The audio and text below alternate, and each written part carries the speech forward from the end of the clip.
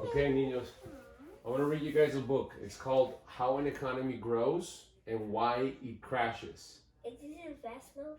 Huh? Is it fast mode? Is it a fast mode? Yeah, What? is it in fast mode? What do you mean a fast mode? What is a fast mode? A fast mode means so fast. So, go to bed. Acuéstense. Go to bed. I'm going to read this book.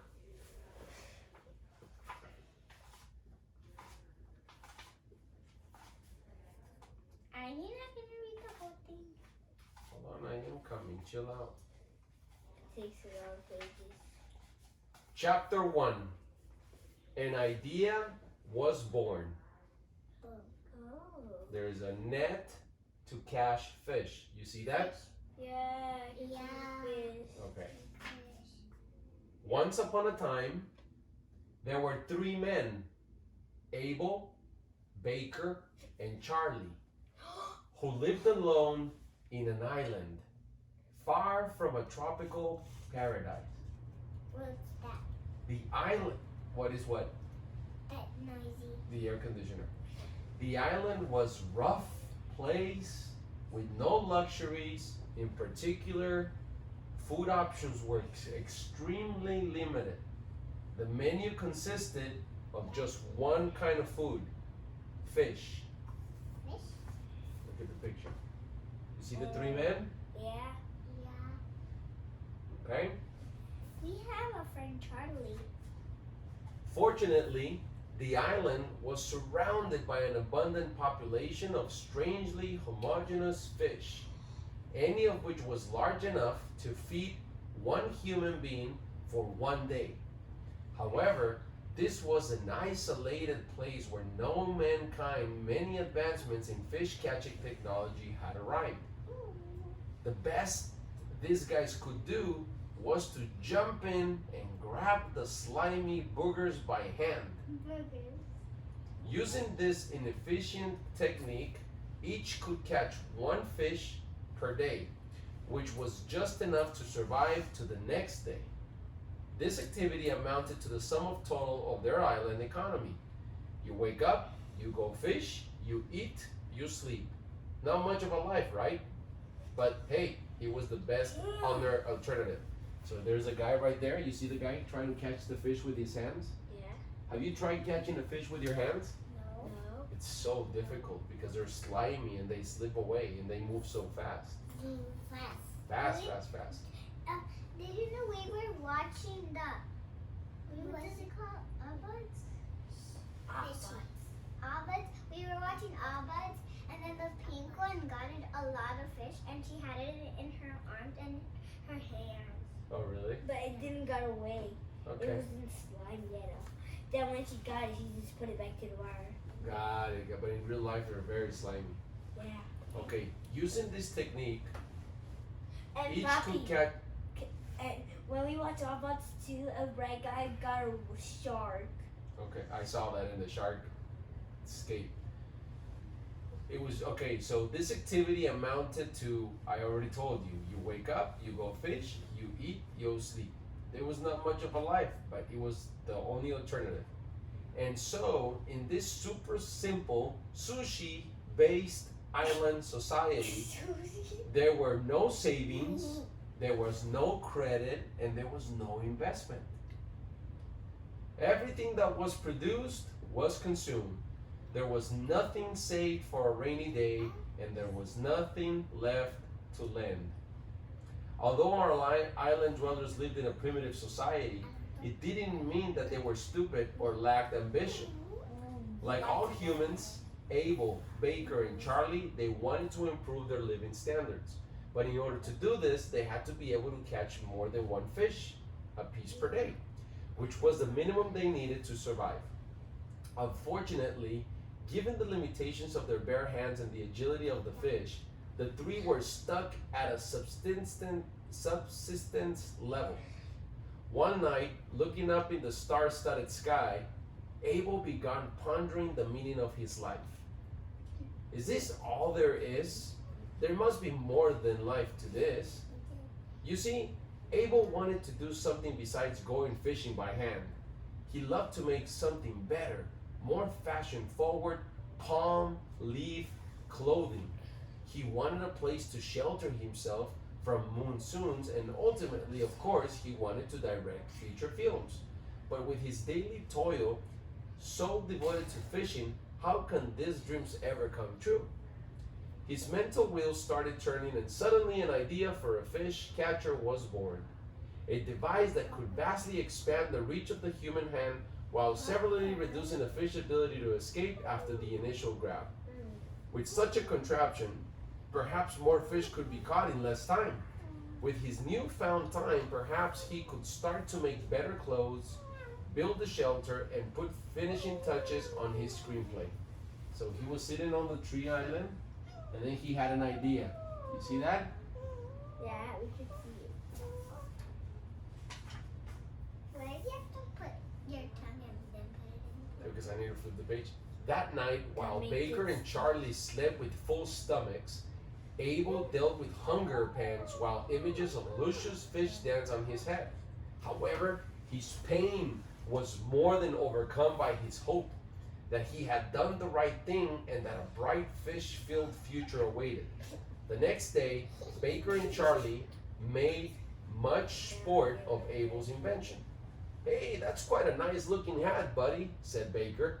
"A little hot for tennis, don't you think?" added Charlie. "Laugh it up, boys," responded Abel. "But let's see who's laughing when I'm up to my armpits in fish guts." As Abel charged into the surf, the ridicule kept coming as he awkwardly handled his strange new device. After a few minutes, he got the hang of it, and in no time, he snagged a doozy. Baker and Charlie stopped laughing when in just a few hours, Abel landed his second fish of the day. The boys were in awe. After all, in general, took them all day to get just one fish. From this one simple act, the island's economy was about to change in a very, very big way. Abel had just increased his productivity, and that was a good thing for everybody.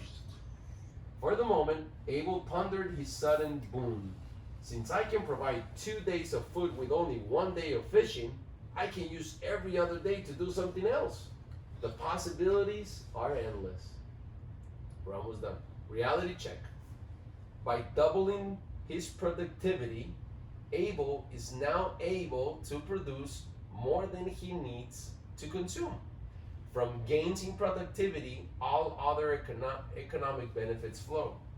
Before Abel rolled the dice to build his net, the island had no store of savings.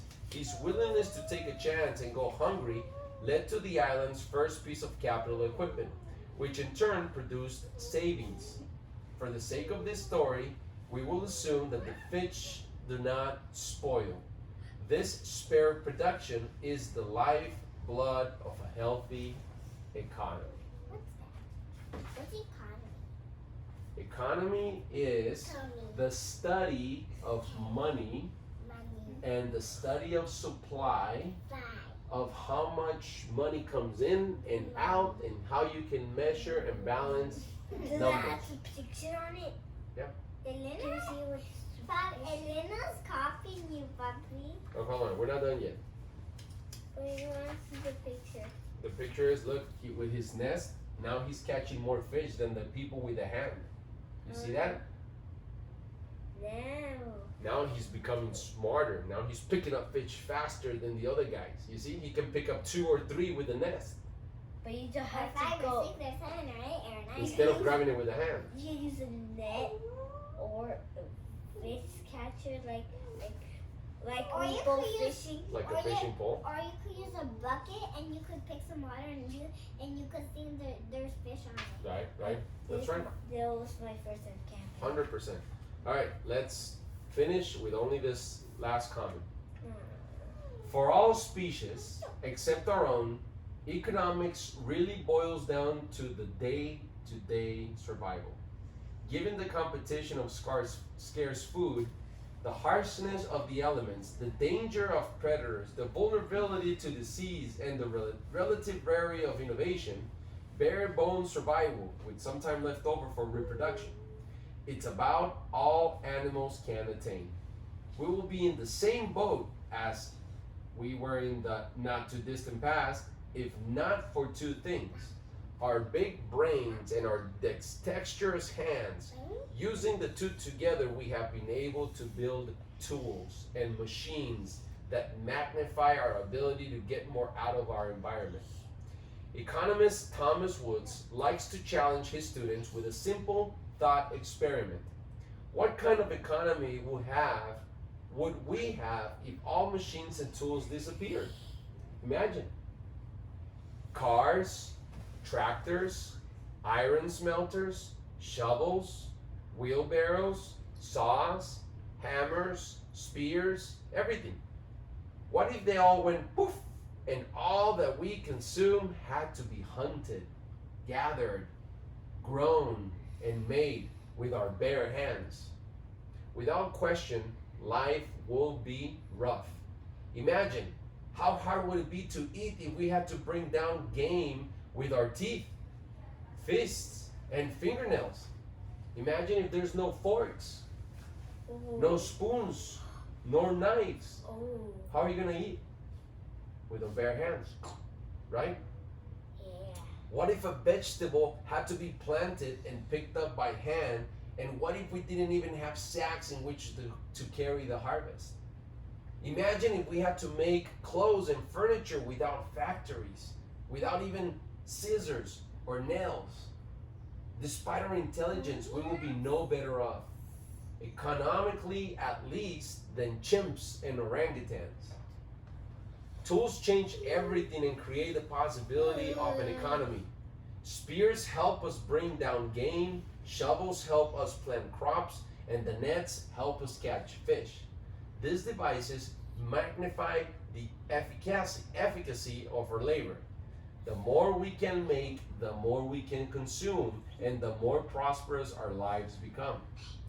The simplest definition of economics is the effort to maximize the ability of limited resources. And just about every resource is limited, to meet as many humans' demands as possible. Tools, capital, and innovation are the keys to this question. Keeping this in mind, it is easy to see what makes economies grow. Finding better ways of producing more stuff that humans want. This doesn't change no matter how big an economy eventually gets. Let me read that again. Keeping this in mind, it is easy to see what makes economies grow. Finding better ways of producing more stuff that humans want. This doesn't change no matter how big an economy eventually gets. We're done. Chapter 2, Sharing the Wealth. Now we're going to learn how someone is willing to share their 2 fishes with their net. The catching net, okay? Can you put a thing that where you stop? Oh, you want me to stop now? No. Oh no, I don't want you. No, we're going to stop now. It's too long. No. I'll give you a preview. I'm going to give you a preview of what happens. Look, the guy is really happy because now he's picking up more fish with his catching nets. Yes. Catching net, I'm sorry, not nest. You see that? Yeah. What, and you see the other guys, they're suffering trying to get a fish with their hand. You see that? Wait, can I see? So yeah, I can see it now. I don't see another one have a fish. Because he can't catch it. Alright? So we'll continue tomorrow. Alright?